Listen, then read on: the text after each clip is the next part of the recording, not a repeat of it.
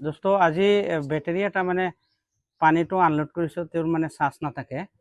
এতিয়া মানে চিন্তা কৰি আছোঁ যে কেনেকৈ হ'লে মানে বেটেৰীটো উঠি যাব। এতিয়া আমি এটা চিন্তা কৰিছোঁ যে ডিৰেক্ট মানে এচিডটো মানে দি পেলাই চাই আছোঁ, চাৰ্জ দি পেলাই যে বেটেৰীটো উঠি যায় নেকি। এনেকৈ মই কৰিছোঁ, হৈছে।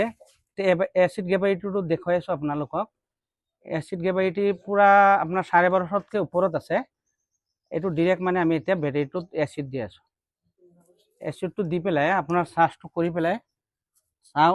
এনেকৈ আগত কৰিছোঁ, ৰিজাল্ট ভাল ওলাইছে। এতিয়া 2 বছৰলৈকে চলি আছে। এতিয়া মানে আপোনালোকক জনাই আছোঁ যে এনেকুৱা ফৰ্মুলাত আপোনালোকে কৰিলেও ভাল হৈ যাব পাৰে। এতিয়া এচিড দি আছোঁ, ডিৰেক্ট এচিড সোমাই আছোঁ। আপোনাৰ ডিৰেক্ট এচিড দি আছোঁ। এচিডটো ঢালোঁতে আপোনাৰ 1 ইঞ্চিমান খালী ৰাখিব লাগিব, কিন্তু 1 ইঞ্চি খালী নাৰাখিলে আপোনাৰ যেতিয়া